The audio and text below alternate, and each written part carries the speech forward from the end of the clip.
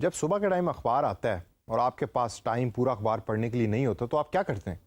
आप अखबार उठाते हैं और आप उसकी हेडलाइंस को पढ़ रहे होते हैं। इसी तरीके से अगर आप न्यूज़ जो है वो ऑनलाइन फेसबुक के थ्रू या किसी न्यूज़पेपर की वेबसाइट के थ्रू लेते हैं, तो आप उसमें भी यही काम करते हैं कि सबसे पहले या तो आप पिक्चर्स देखते हैं या आप हेडलाइंस को पढ़ते हैं और फिर आप कहते हैं अगर ये न्यूज़ अच्छी है तो मैं उसको पढ़ लूँगा, अगर न्यूज़ अच्छी नहीं है तो फिर आप उसको स्किप कर देते हैं।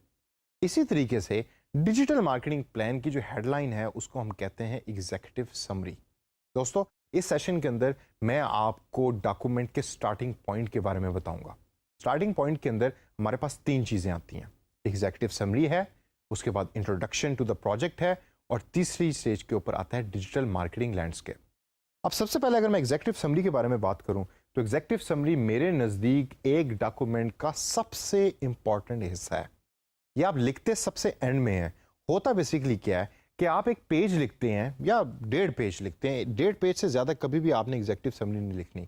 अच्छा, 1.5 पेज भी मैं उस सेंस में कह रहा हूँ कि अगर आप 12 का फॉन्ट यूज़ कर रहे हैं और फॉर एग्जांपल 1.5 या 2.0 की लाइन स्पेसिंग को यूज़ करते हैं।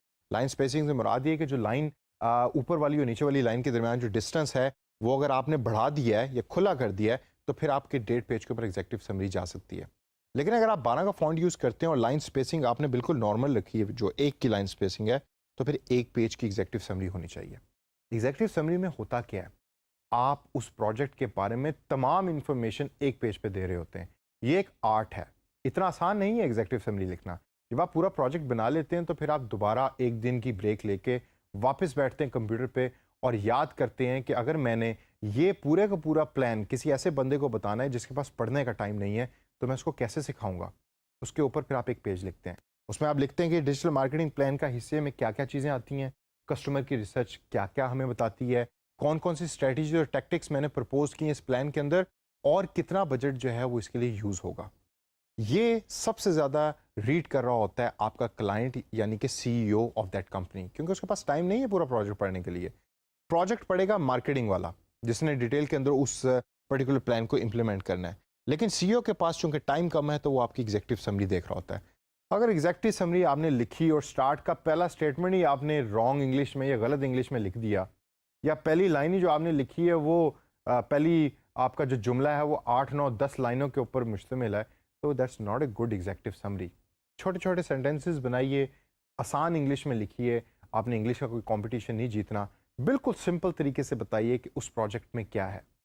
उसको जब आप लिख लेंगे तो सबसे बेहतर तरीका जो मैं अडॉप्ट करता हूँ वो ये कि उस एग्जीक्यूटिव समरी को आप 3 से 4 लोगों के ऊपर टेस्ट कीजिए। वो जब वो पढ़ लें तो उनसे पूछें कि भाई बताओ कि ये प्लान क्या करना चाह रहा है।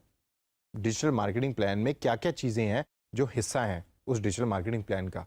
अगर तो वो इंसान जिसको आपने वो एग्जीक्यूटिव समरी पढ़वाई है टेस्टिंग के लिए, वो आपको बता देगा कि इस डिजिटल मार्केटिंग प्लान में क्या-क्या चीज़ें हैं, तो इसका मतलब है कि आपकी एग्जीक्यूटिव समरी अच्छी है। और ज़हन में दोबारा रखिए कि executive summary is the most important part of digital marketing plan. जब आप वो एग्जीक्यूटिव समरी बना लेंगे और वो फाइनलाइजेशन स्टेज पे चली जाएगी तो नेक्स्ट स्टेप आता है इंट्रोडक्शन का। इंट्रोडक्शन के अंदर आप उस प्रोजेक्ट के बारे में इंट्रोडक्शन दे रहे होते हैं।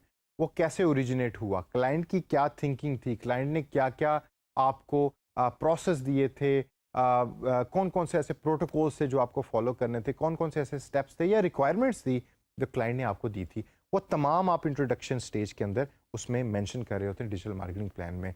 इसको ज़्यादातर क्लाइंट स्किम थ्रू करते हैं, तो मैं आपको सजेस्ट करूँगा कि पेजेस भरने की ज़रूरत नहीं है। आप एक पेज के ऊपर रख लें। मुझे ज़्यादातर टेबुलर फॉर्म्स पसंद हैं। मैं टेबल की फॉर्म के अंदर इंट्रोडक्शन लिखता हूँ। आप जेनेरिकली उसको इंट्रोडक्शन को लिखें, 1 से 1.5 या 2 पेजेस के ऊपर इंट्रोडक्शन आपका चला जाए, that is more than enough.